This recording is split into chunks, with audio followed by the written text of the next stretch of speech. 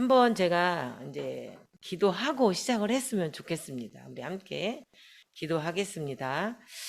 하나님 아버지, 우리가 주님을 사랑합니다. 주님이 우리를 사랑하여 주심도 믿습니다. 우리가 다시 한번 우리 마음 가운데 주님의 피 묻은 그 십자가를 통하여서 우리가 다시 회복되길 원합니다. 치유되길 원합니다. 하나님께서 이 시간 각자의 마음 가운데 들어가 주시고, 또한 하나님 각자의 가정 가운데 들어가셔서 통치하여 주시고, 하나님 주님을 만나는 하나님의 역사가 있게 하여 주옵소서. 예수님의 이름으로 기도했습니다. 아멘.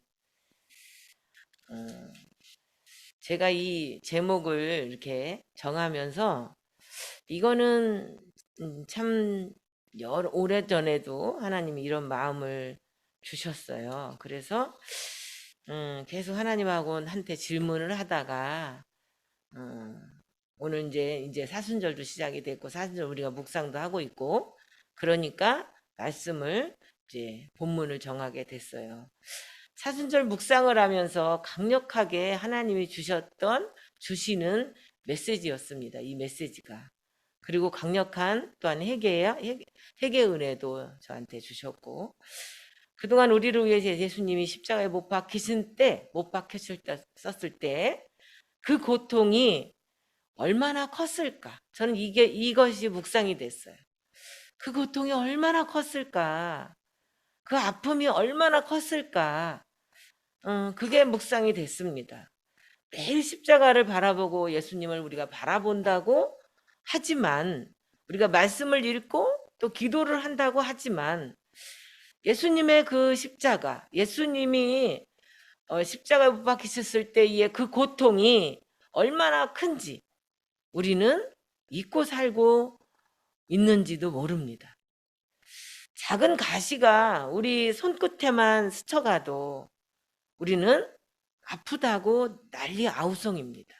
근데 하물며 예수님은 그 대못이 그 손에 박히셨다는 거죠. 대못이 손에 박히고 그로 인해서 엄청난 그 박힐 때 그 고통, 이런 말 할 수 없을 것이에요. 그런 우리에게 예수님은 왜 나 대신, 우리 대신 십자가를 그렇게 고통을 안으면서까지 지셨을까? 우리는 그냥 우리가 알고 있는 것은 나의 죄를 위하여, 나를 하나님이 자유하게 하기 위해서, 죄 가운데 해방시키기 위해서. 우리는 맞습니다. 맞는데 중요한 건 그 십자가를 진 진짜 이유, 다 맞는데 진짜 이유가 무엇일까? 우리가 깊이 생각해 봐야 되지 않겠냐라는 생각을 하게 됐습니다. 우리를 대신해서 십자가 못 박히실 때에 우리는 이미 그 고통을 잊고 있어요.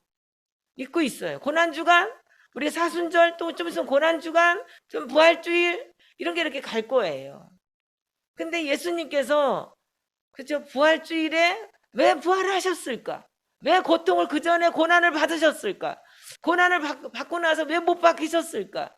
이게 그냥 어느 날 갑자기 모셔다가 산 위에 십자가에 놓고 쾅쾅쾅 박은 것도 아니고, 중간에 엄청난 고통이, 그럼 이사야에 나온 그 말씀이 그대로 이루어지는 거죠. 근데 이루어지긴 하는데 우리는 우리의 현 주소, 우리의 현 믿음의 주소, 이것을 우리가 좀 질문해 봐야 되지 않겠냐는 거죠. 누군가가 너의 십자가는 뭐야? 너는 지금 어때? 너는 지금 어떠니라고 질문하기 전에 내 스스로 나는 내 안에 예수가 있는가라는 이 질문이 본인이 해야 되지 않겠냐는 거죠. 그 예수가 지금 나를 어떻게, 그 예수님이 나를 지금 나에게 무엇을 말씀하시는지를 우리가 잊지 말고 점검할 필요가 있다는 것입니다. 우리는 어쩌면 일상에 쫓겨서 십자가조차도 잊고 살고 있는지도 모릅니다.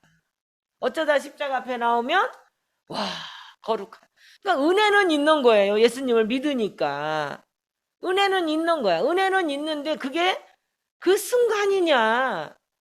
그 십자가를 늘 묵상하면서 내가 어떠한 일을 하려고 할 때 그 십자가한테 한 번 그 앞에서 아니 그 예수님께 한 번 더 예수님 어찌하면 될까요? 어떻게 해야 될까요?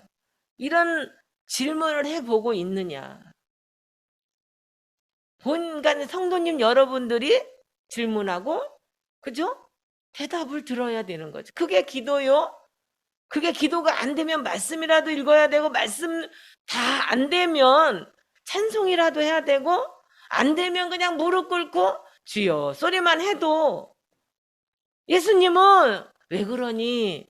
라고 우리 가운데 오신다는 거예요. 대답하신다는 거예요.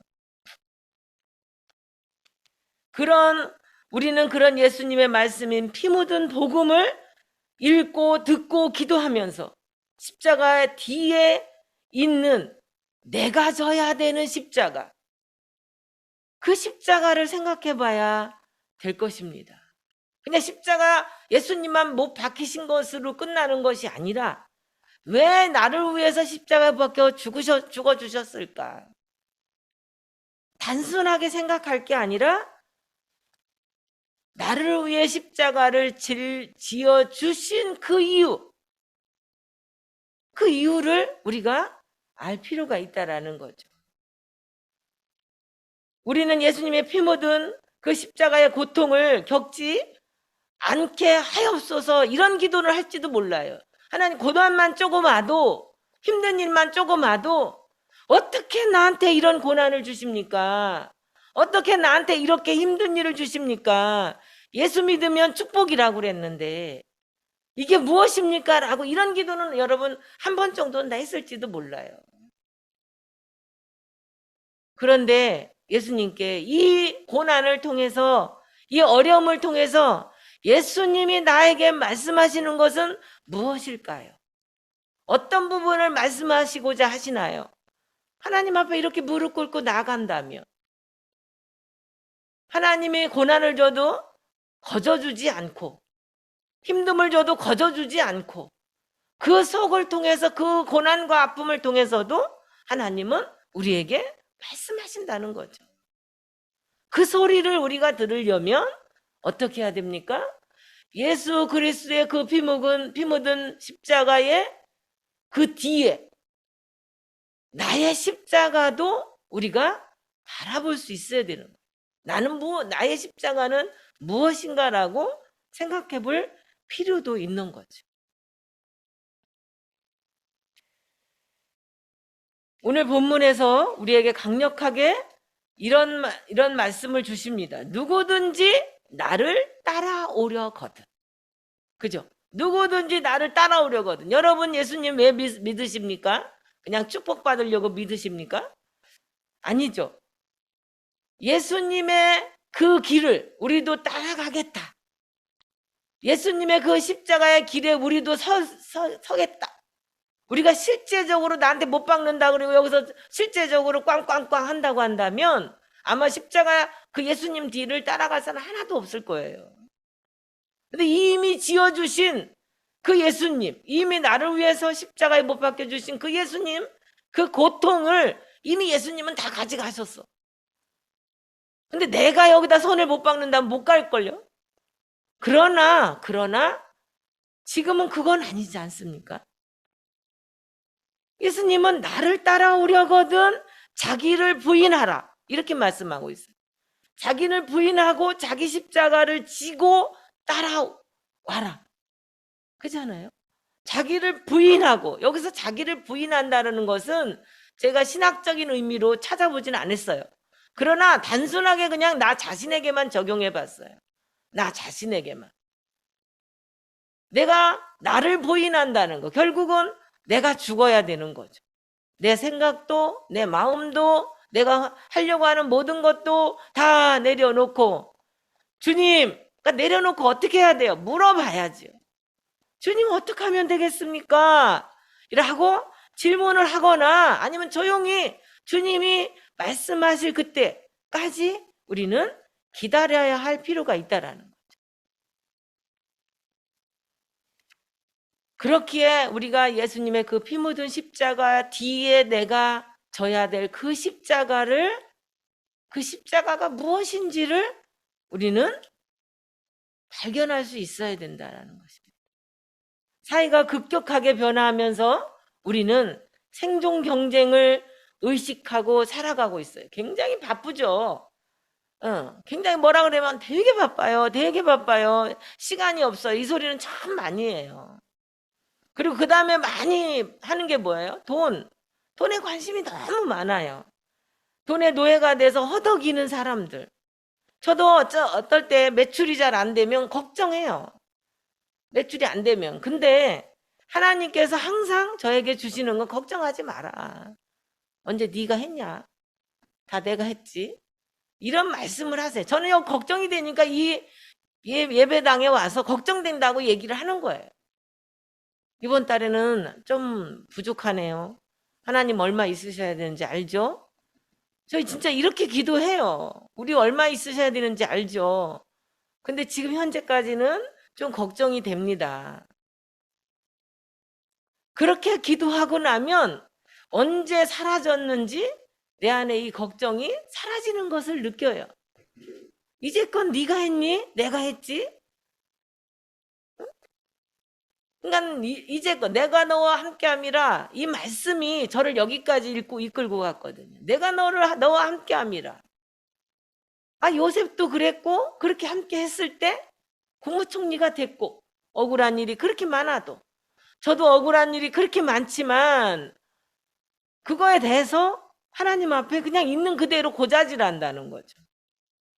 그럼 어느 순간에 내 안에 예수님이 찾아오셔서 내 마음을 위로해 주셔요. 위로해 주시고 어느 순간에 내 마음이 다시 회복되는 것을 보게 됩니다.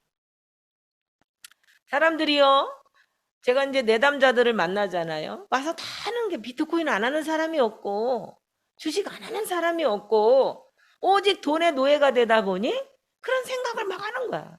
우리가 이제 뇌 이렇게 그리는, 뇌 속에 뭐가 무슨 많이 생각하고 있나라고 하는 것을 그려보면 이만큼이 돈이야.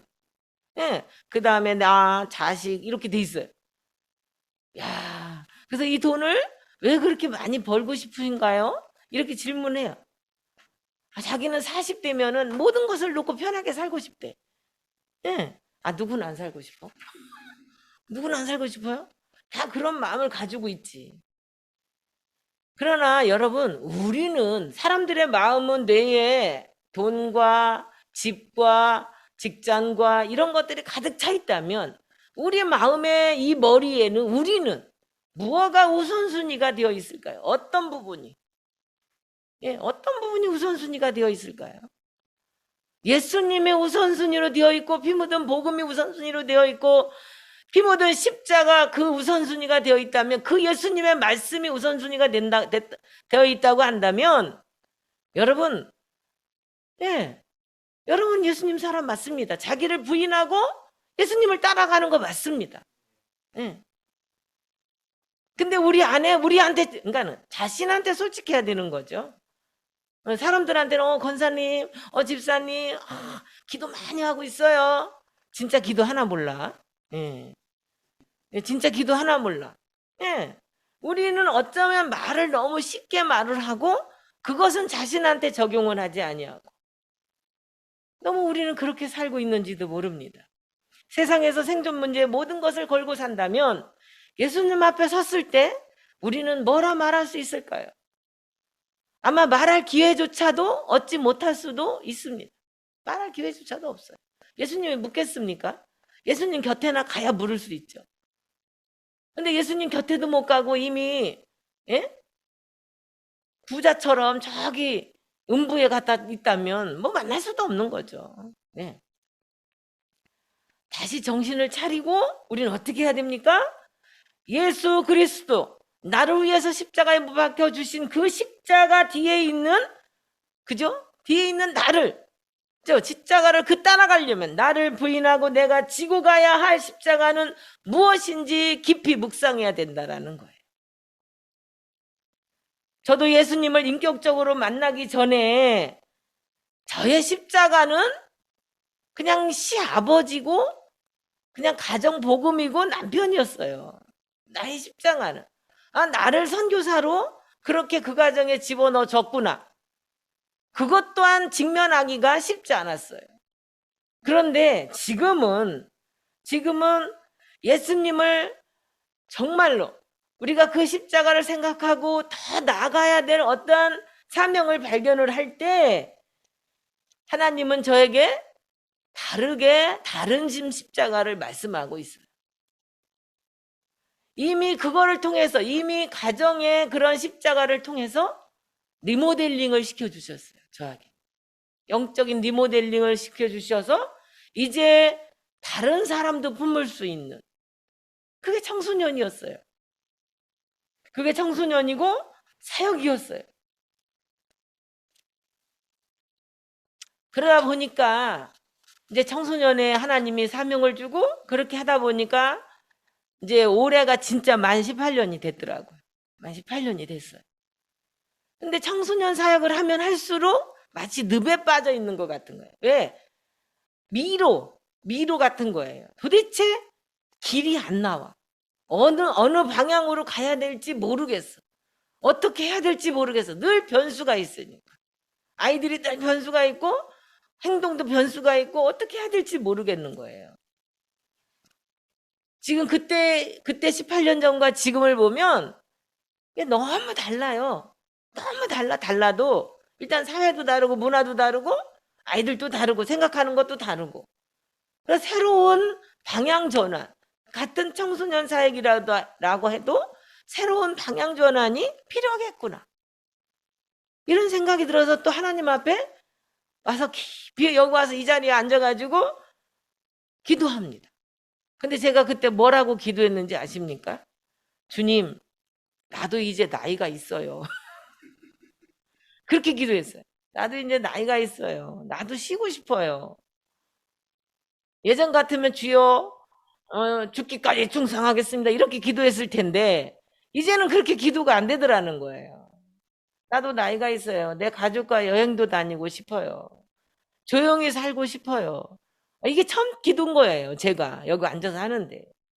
그렇게 투정을 하나님께 부리는 거죠. 좀 나 아닌 다른 사람을 먼저 좀 세워주시고 내가 그들을 스폰서하고 이렇게 하면 안 되시겠습니까? 이런 거죠. 내 속에는 뭐가 있는 거예요? 내 속에는 그 예수님이 지라고 하는 자기 십자가를 이 순간만큼은 부인하고 있는 거예요. 안 지려고 하는 거예요. 어려우니까. 그동안 내가 해봤잖아요. 해봤는데 굉장히 어려웠어. 아직도 청소년의 그 사역은 늪에 빠져가지고 아니 이렇게 움직이면 움직일수록 더 늪에 빠져가지고 길을 헤매는 것 같은 게 청소년 사역인 것 같아요. 그렇게 강력하게 하나님 앞에 하나님 나도 쉬고 싶어요. 나도 그러니까 근데 그 와중에 하나님이 나한테 어떤 말씀을 주냐면 굉장히 외롭구나 너 이런 마음을 주셨어요. 너 진짜 외롭구나 이런 마음을 주셨어요.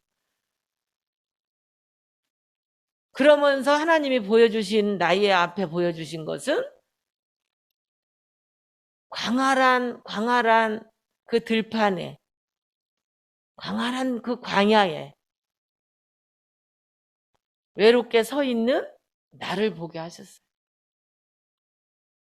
정말 광활한 그 별판에 그 광야에 나 혼자 서서 그 모습을 보여주셨어요. 어떻게 해야 할지 모르는 모습을 보게 하는 순간 나는 대성통곡을 하게 됐습니다. 어쩌면 이 울음이 이 통곡이 진짜 이 통곡은 누가 막을 수가 없는 통곡이었어요. 이 통곡을 하면 울부짖으며 기도를 했어요. 개인적으로는 혼자 서 있는 내가 불쌍해 보였고 너무 불쌍해 보였어요. 또 이 어려운 것을 더 걸어가야 하나? 라고 하는 그런 부인하고 싶은 내 마음. 그러니까 내면에 충돌이 있다 보니까 더 띵깡을 썼겠죠. 얼마나 울었는지 모릅니다. 얼마나 통곡했는지 몰라요. 그 하나님은 십자가 뒤에 있는 나의 십자가를 다시 보여주셨습니다. 그 십자가는 청소년들을 향한 하나님의 마음이었습니다. 네가 18년을 했니? 근데 그 청소년이 있는 한, 그 청소년들이 있는 한 이 얘기를, 이 마음을 주셨어요. 청소년들을 향한 하나님의 마음이구나. 이 생각을 들었어요. 요즘에 제 마음 가운데 충돌이, 이 가해자들에 대한 충돌이 굉장히 커요. 작년부터. 작년에는 불법 도박에 대한 이 부분이 굉장히 아이러니, 이 아이들을 어떻게 하면 도박하지 않게 할까? 왜냐하면 도박 한번 하면 성매매 알선까지 이어지기 때문에 그거에 대한 어떻게 하면 이 아이들을 그 길로 가지 않게 할 수 있을까? 그게 가장 컸고, 올해는 가해자를 더 많이 만나면서 그런 생각이 들어요. 가해자가 더 이상 가해자로 만들지 말자. 이번 한 번으로 끝냈으면 좋겠다. 이런 생각들이 굉장히 많이 들었어요. 그런데다가 소년 심판이라고 하는 드라마가 있더라고요. 우리 딸이 보내서 봤는데 거기를 보니까 나도 혐오합니다. 김혜수. 저는 청소년 범죄자들을 혐오합니다. 나도 혐오합니다. 이 소리를 나도 막 하게 되더라. 맞아요. 그런데도 불구하고 하나님이 내 안에 주신 십자가는 그들이 더 이상 가해자의 길로 가게 하지 말라는 거죠. 그들에게도 기회를 주라는 거죠. 근데요, 여러분, 이 말이 아무도 얘기할 때 들어주지 않습니다. 정부 관계자들도 그렇고 아무도 들어주지 않아요. 피해자에 대한 부분은 너무 많은데 가해자에 대한 부분은 하나도 없어요. 그냥 걔네들은 그냥 벌을 받고 그 죄에 대한 대가를 치러야 된다는 것이 전부라는 거예요. 어른들은 그렇게 할 수 있어요. 아이들에게는 다시는 어른까지 가해자로 살아가지 않게 하려면 가해자가 있으면 당연히 피해자가 있잖아요. 근데 이 가해자들이 어때요? 이거를 교정해 주지 않으면 한 번도 하고 두 번도 하고 세 번도 하고 네 번도 하고 결국은 피해자만 늘어나는 것이거든요. 네. 그래서 하나님이 저에게 주셨던 지고 싶지 않은 십자가, 진짜 나를 부인하고 걸어가야 되는데 내 안에는 쉬고 싶은, 하나님 내일 모레 60입니다 얘기를 해도 하나님이 여전히 주는 것은 똑같은 마음이라는 거죠. 만약에 이런 아이들을 그냥 내버려 둔다면 어떻게 될까요? 이 아이들은 지옥의 형벌을 피할 수 없게 될 것입니다. 이 기회라고 하는 이 자체가 육적인 기회도 있지만 영적인 기회도 있다라는 거죠. 우리는 이 시대에 쓰러져 있는 레위인들을 볼 수 있어야 돼요. 선한 사마리아, 착한 사마리아라고 얘기를 하지만 진짜 거기에 쓰러져 있는 그 한 사람 아무도 다 스쳐 지나가요. 그렇잖아요. 누가 칼빵을 맞아도 그게 자기한테 피 튀길까봐, 자기한테 똥물 튀길까봐, 목격자로서 자기를 귀찮게 할까봐 다 피해가는 게 이 시대예요. 그렇잖아요. 그러나 하나님은 우리에게 뭐라고 말씀하고 있어요? 아무리 그렇다 한다 하더라도 하나님이 십자가 은박에 죽으신 이유는 뭐예요? 그들 또한 위에서도 죽으신 거죠. 그냥 우리 예수 믿는 사람만 죽으신 게 아니라 그들 또한, 하나님은 그들도 사랑하신다라는 거죠. 우리만이라도 성범죄와 도박으로 등으로 오는 아이들을 예수님의 이름으로 바라보고 건강한 성인으로 양육할 수 있도록 해야 되지 않을까. 이거에 대해서 끊임없이 말을 하지만 이거에 대한 반응도는 없어요. 그리고 왜 가해자를 도와줘야 되냐? 왜? 이 소리는 참 많이 합니다. 저는 이 말씀을 준비하면서 마태복음 7장 14절의 말씀이 생각이 났어요. 생명으로 인도하는 문은 좁고 길이 협착하여 찾는 자가 적음이라. 그만큼 하지 않는다는 거죠. 그만큼 그들은 이 힘든 일들을 안 하려고 하는 거죠. 어쩌면 우리 목회자들도 그 힘든 일을 안 하려고 피해다 보니까 교회가 손가락질 받는 그런 시대가 돌아왔는지도 몰라요. 그럼에도 불구하고 해야 되는 거거든요. 만약에 이들이 그냥 이 아이들을 그냥 내버려 두면 로마서 2장 5절에 다만 네 고집과 회개하지 아니한 마음을 따라 진노의 날 곧 하나님의 의로우신 심판이 나타나는 그날에 이 말 진노를 네게 쌓는도다. 이들이 회개하지 않으면 이렇게 되는 거죠. 진짜 말 그대로 이들은 그냥 하나님 앞에 심판받는 거예요. 그래서 히브리서 2장 3절에는 이런 말씀이 있습니다. 우리가 이같이 큰 구원을 등한히 여기면 어찌 그 보응을 피하리요. 이 말씀이 엄청나게 저한테는 충격으로 왔습니다. 이 구원은 처음에 주로 말씀하신 바요. 들은 자들이 우리에게 확증한 바.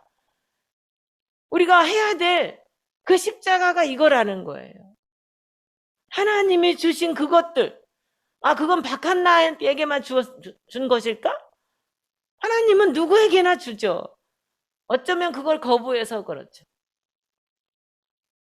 사랑하는 여러분, 말씀을 마무리하겠습니다.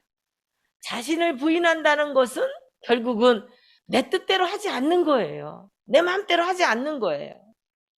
그냥 하나님 앞에 어떻게 하면 될까요? 라고 질문하고 주신 마음으로 우리가 순종해 나가는 것. 그것이 내가 나를 부인하고 주님을 따르는 거라는 거죠. 이제껏도 나는 죽고 예수로만 살았다고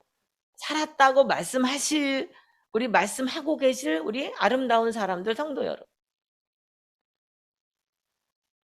이제 조금 더 이 영적인 이 지경을 넓혀서 주님, 우리를 그동안 지켜주셔서 감사합니다. 이제 하나님의 주신 그 은혜를 나눠주고 싶습니다. 라고 하는 그런 지경이 넓어졌으면 좋겠습니다. 그래서 우리가 주님 앞에 귀를 쫑긋 세우고 주님이 뭐라 말씀하시는지 우리가 듣고 순종해야 될 것입니다. 마지막으로 이 말씀이 마음에 와닿아서 읽어보겠습니다. 16장 20에서 25절인데 누가복음, 나사로처럼 하나님의 자비를 구걸하는 거지가 되어야 한다는 거. 물질을 구하는 나사로가 아니라 거룩한 거지가 우리는 돼야 된다는 거죠. 이 25절을 찾아서 읽어보시면 그렇게. 우리 나사로는 어땠어요? 천국에 갔잖아요. 부자는 어떻게 됐어요? 음보에 가가지고 물 좀 달라고 난리치지 않습니까? 그러면서 자기 있는 그 가족들을 제발 전도해달라고 구원해달라고 얘기하지 않습니까? 실제로 우리가 하나님의 말씀을 거부하고 하나님을 따라가지 아니하고 자기를 부인하지 아니하면 어떻게 되겠습니까? 우리도 이렇게 될 수 있다는 거예요. 그러나 하나님 자기를 부인하고 하나님의 말씀을 듣고 하나님 앞에 순종하면 어떻게 되는 겁니까? 우리 뒤에 있는 이 십자가가 아프게만 지겠습니까? 이미 하나님이 앞에서 다 아픈 것은 가지고 가셨잖아요. 그럼 내가 지는 십자가는 기쁘게 순종하며 질 수 있는 십자가라고 하는 거죠.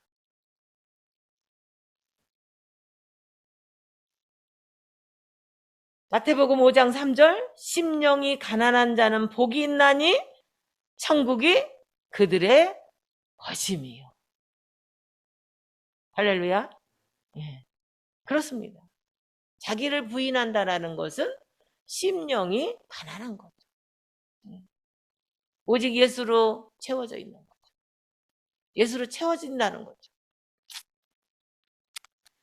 네, 여러분, 우리가 다시 한번 이 사순절 기간에 그냥 사순절이구나 이렇게 우리가 갈 게 아니라 말씀을 한 절 한 절 묵상하고 필사해서 7만 원 받고 10만 원 받아서 우크라이나 도와주고 물론 그것도 의미가 있는데 도와주는 쪽 의미가 있지만 그거를 통해서 하나님이 나에게 지금 뭐라 말씀하실까라는 것을 발견하셨으면 좋겠습니다.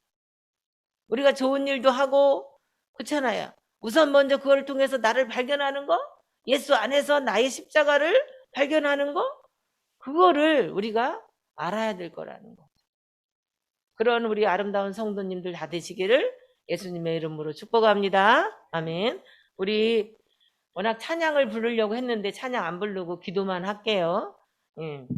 이 시간 하나님 앞에 우리가 말씀을 생각하며 주님 그렇습니다. 우리가 예수 그리스도의 십자가 밖에 죽으신 그 사랑은 우리가 익히 알고 있는데 그 뒤에 숨은 그 뒤에 있는 그 십자가를 보게 하여 주옵소서. 그 십자가가 무엇인지 보고 순종하는 우리 아름다운 사람들 성도들이 되게 하여 주옵소서.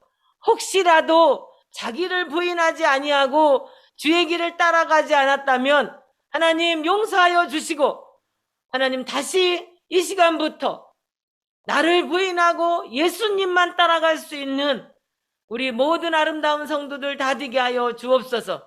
함께 기도하겠습니다.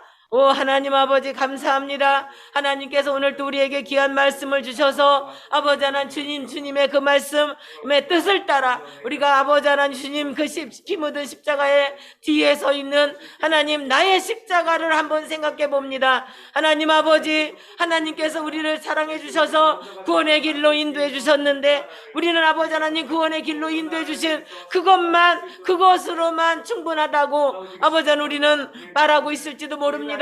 생각하고 있을지도 모릅니다. 그러나 아버지 하나님 하나님께서 인도해 주신 그 아버지 뒤에 있는 아버지 하나님 나의 십자가를 보게 하여 주옵소서. 아버지 나의 십자가는 고난이 아니요 나의 십자가는 아이들이 아니요 나의 십자가는 가족들만이 아닙니다. 하나님 나의 십자가 하나님께서 나를 통해서 무엇을 하시기를 원하는지 하나님께서 나를 하나님의 성도로 하나님의 자녀로 삼아주신 분명한 이유가 있을 텐데 그 이유가 무엇인지 하나님 그것을 우리가 오늘 아버지 깨닫게 하여 주시고 아버지 하나님 앞에 질문할 수 있는 그런 우리가 되게 하여 주옵소서. 성령 하나님 혹시라도 주님의 말씀을 듣고 아버지 순종하지 않았다면 하나님 찾게 하여 주옵소서. 살아계신 하나님 감사합니다. 그동안 우리가 주님의 십자가를 바라보기는 했으나 그 뒤에 나의 십자가를 보지 못하고 살았습니다. 주님 용서하여 주옵소서. 이제부터라도 예수님의 그 피 묻은 십자가 뒤에 있는 나의 십자가를 발견하고 순종하며 나가게 하여 주옵소서. 나를 부인하고 주님을 따르는 우리 아름다운 성도들 다 되게 하여 주옵소서. 예수님의 이름으로 기도했습니다. 아멘.